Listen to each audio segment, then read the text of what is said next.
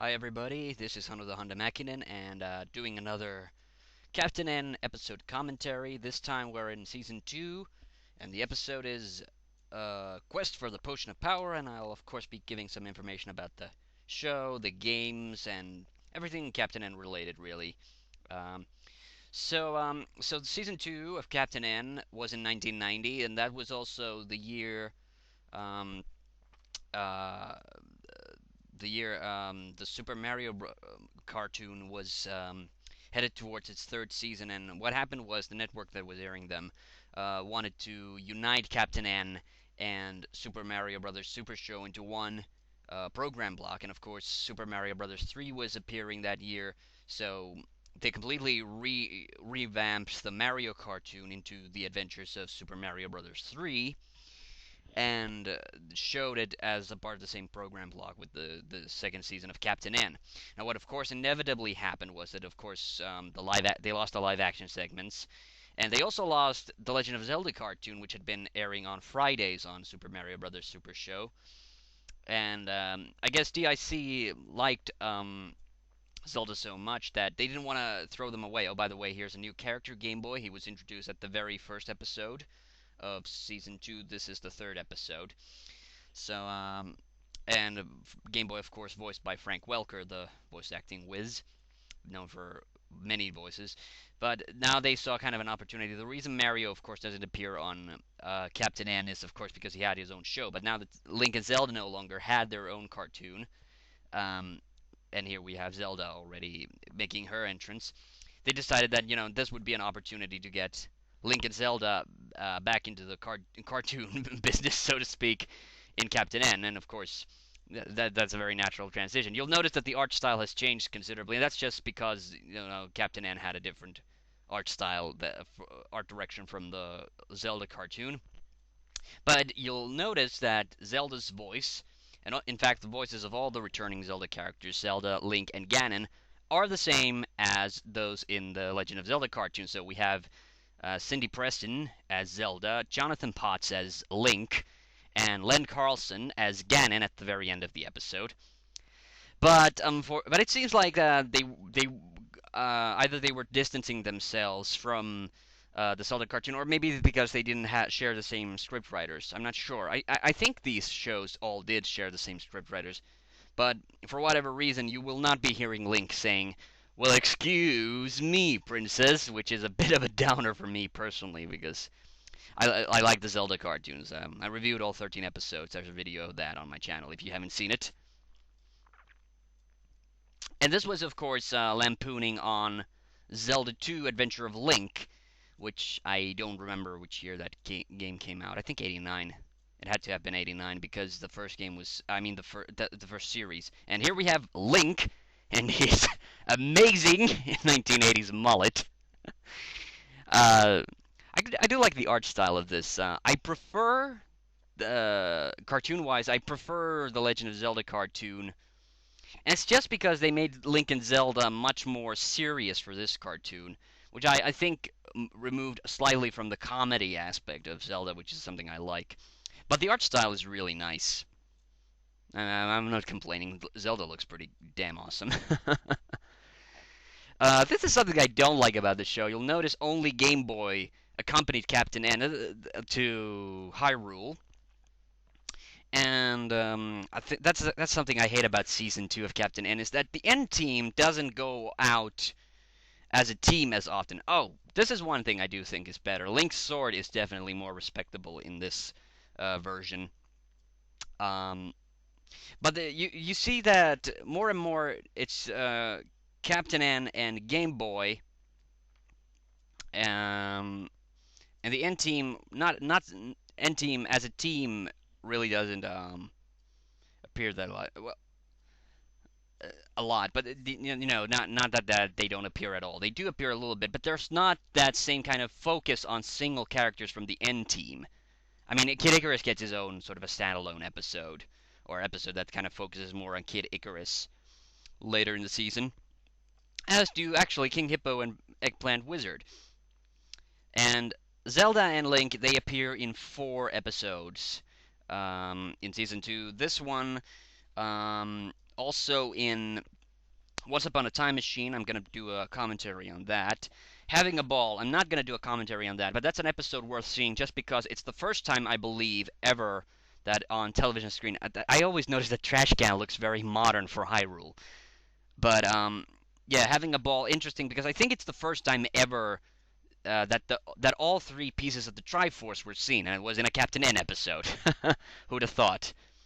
And the last episode they appeared in was actually immediately after Having a Ball, the Trojan Dragon. That's the last episode Link and Zelda appear in Captain N. These Moblins also look. Well, I don't know. I like the Moblin look of the Zelda cartoon a little better, but these don't look bad by any means. I did definitely like the voice better too, I have to say.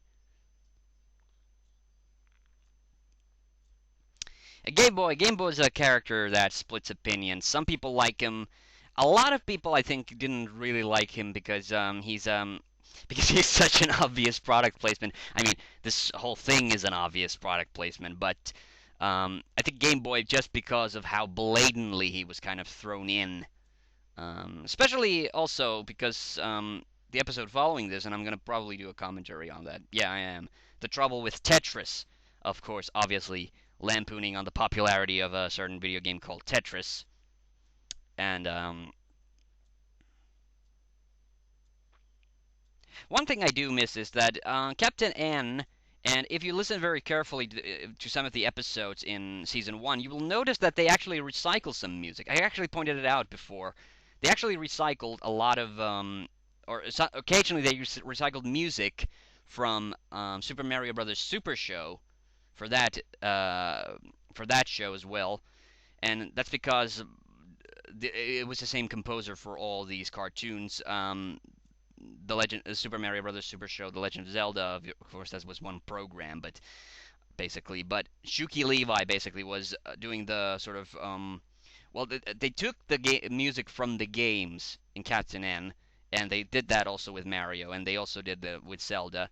But Shuki Levi basically just rearranged it and made it more appropriate for a cartoon environment. And here we're starting to play a little bit into the recurring theme of this episode.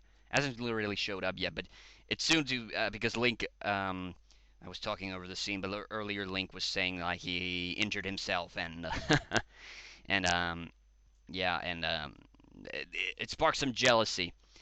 I do have to say one negative thing about this episode. It's in my top 10. It's one of my favorite episodes from Captain N overall, and it's probably one of the best episodes of season 2. But my big complaint about this episode is that Link's eternal quest for Zelda to kiss him in the in the Legend of Zelda cartoon, that never really materialized. Like there is not one episode in the Legend of Zelda where Zelda as such would have kissed Link. Link got kissed by the evil doppelganger Zelda in the episode Doppelganger. But that's one thing that I've always felt really cheated. That not in single one of the 13 episodes of The Legend of Zelda did Zelda ever actually kiss Link. And in this episode, she kisses Kevin on the cheek during the musical montage, and I always hated the fact that Zelda never really gives Link the proper kiss during this episode. But if you watch Having a Ball, again, episode worth seeing. There is full lip contact with Zelda and Link. I don't know if anybody else really cares.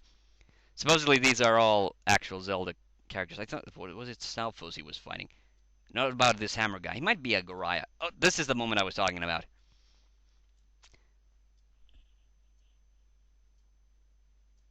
But yeah, I'm thinking of not doing Having a Ball as a commentary episode because I am I'm thinking of only doing 4 commentaries, and I'm gonna focus on the episodes that I really like. Having a Ball, interesting episode in itself, not really one of the best episodes of season 2. One thing I do have to say about season 2 of Captain N is I think the production values were much higher on this one, and there's one or two kind of haphazardly animated episodes.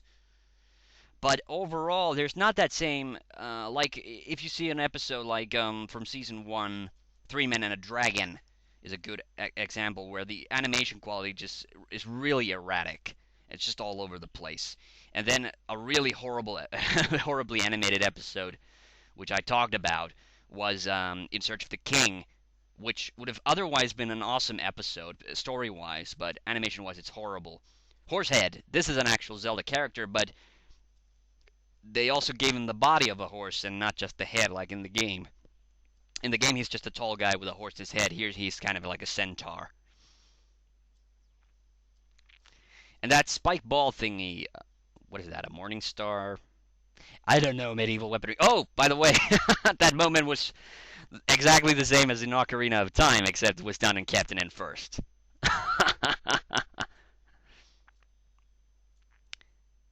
Oh, this is something I don't really like. Like Link has really offended eyelashes for some reason. It's a cartoon rule. You don't draw eyelashes on men ever.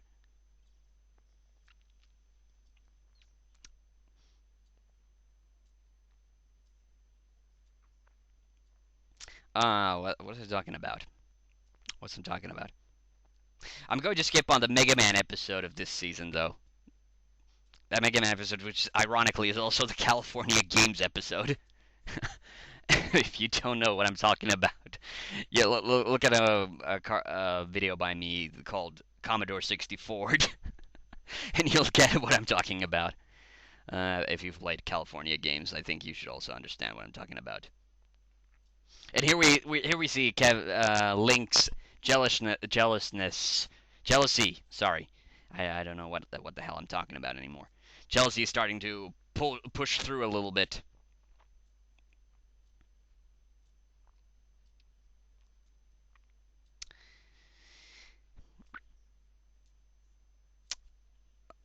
Like there were some wolf guys that Link was fighting earlier. I'm not sure, were those supposed to be Gorias then, or like the Moblins with the spears? But they didn't look like the Moblins. I mean the Moblins that throw. Okay. I don't know why, but every single time I forget about that anorexic owl that shows up at the big start of this scene, and it always cracks me up. That's like the most pathetic looking owl ever. Oh, and Link's sword still zaps things like it does in the game. Like that's an actual thing his sword does. I guess people that grew up with 3D Zeldas don't always know that Link's sword did actually shoot beams. And these eyeball guys, are supposed to be Petrus. I don't know, or Petri. I don't know what they. I don't know what the. Petrus is the singular, I think. What the hell is the plural? I don't know. This is always kind of weird. I like Game Boy. You know, I'm gonna say that I didn't like Game Boy when I was a kid, but now knowing he's Frank Welker and having seen the whole of season two, so for some reason I've started to like Game Boy a lot more, and that kind of cracks me up about the whole that he does. That's his basic move is that either a fist or a baseball bat comes out of the screen, and that somehow for some reason that kind of cracks me up. This joke doesn't work in my view. Like I get it what they're trying to do here, but it just the way they should have framed that scene differently and it would have been funny.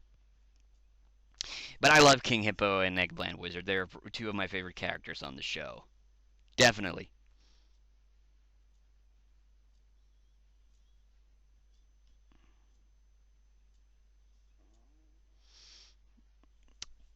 I love this line. You're rocking the raft. I don't know. I don't know. I feel immense sympathy for Eggplant Wizards for some reason all the time. Having a Ball is also the Eggplant Wizard and King Hippo episode. I was probably referring to that. They get their own. It's sort of their episode. It's their focus episode. It's a shame because it's an episode I really would want to like because of all the cool and interesting stuff that's in it. But it's actually kind of sloppy. Not in the same class as in the Search of the King sloppy, but it's just not a superb Captain N episode. Oh, and this is I know this is where Kevin's gonna defend Game Boy because Link's being a bit of a jackass or a bit of a jerk here. Uh, I don't know why Link's being a bit of a jerk. We're seeing a bit of a reprise of the White Knight episode from The Legend of Zelda here, I guess. Potential plot device detected. Like this is a bit of a this magic flask is gonna is gonna crop up in the finale.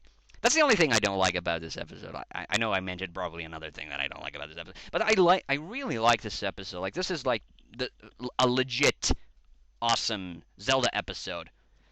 The only thing I hate is the finale. The finale feels rushed, and especially because Ganon shows up and it's with such gusto. I don't know where the hell he got that. Oh yeah, they got it from Horsehead. That key. Like I forgot. Oh, that's what they were fighting about. Oh, sorry about that. Oh, and this is just because they couldn't get a Dark Nut. At least we get Iron Knuckle. Iron Knuckles is always like a good consolation prize for not having an actual Dark Nut. Like, this is the reason I hated Skyward Sword. There were no Dark Nuts. I need Dark Nut. That's like the lamest Zelda villain name, but it's probably my favorite Zelda, monster. It was just a living suit of armor. And this is Iron Knuckle. There aren't any Dark Nuts in Ocarina of Time either, but there are Iron Knuckles, and they're awesome. Because Iron Knuckle is like Dark Nut 2.0, but for some reason I've always liked Dark Nuts better. They're definitely awesome in Wind Waker, because in that they're kind of like Dobermans.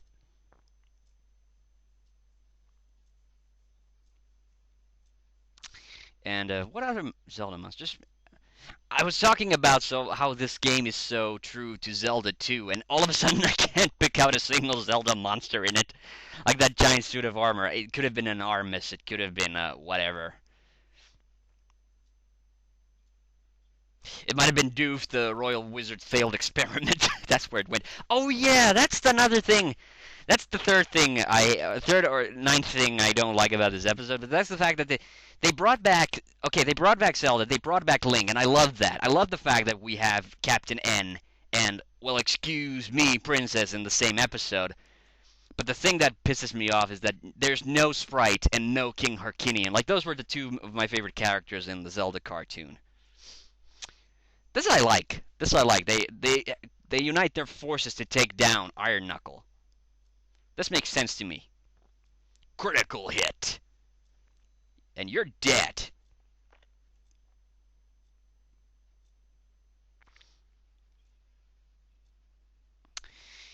In the Zelda cartoon, they always kind of flashed away in a sort of backlit flash. And I guess the digital effect, it's more Captain Any. If that's even a word, Captain Any. Oh, and the 10th thing I don't like about this episode is that at the end, well, now Link realizes that he was being a jerk. That's nice. They decide to go after Ganon, and Link thinks that they'll never stop them now. But so Kevin calls the rest of the N team in, and supposedly with their help, they make it all the way to the end of Ganon's fortress here. Of course, Ganon wasn't in Zelda 2, but he's in the game over screen. But this is kind of cool. This is kind of cool hearing Link Carlson doing this sort of a pathetic Ganon. But really, the N team doesn't get to do anything for the rest of this episode. And another, I think, a bit of a lost potential here is that Ganon never comes back. Link and Zelda come back, but Ganon doesn't come back after this episode. This would have been otherwise very respectable appearance by Ganon. I don't know what those lips are about, though. Also, I liked Link Carson's voice performance a bit better in the Zelda cartoon. I think I need to do a few Zelda episode commentaries. But I love the fact he had that kind of a schizophrenic, like he was talking in an excited voice and then in a dark, throaty voice. And I like that switch because it made him extra creepy.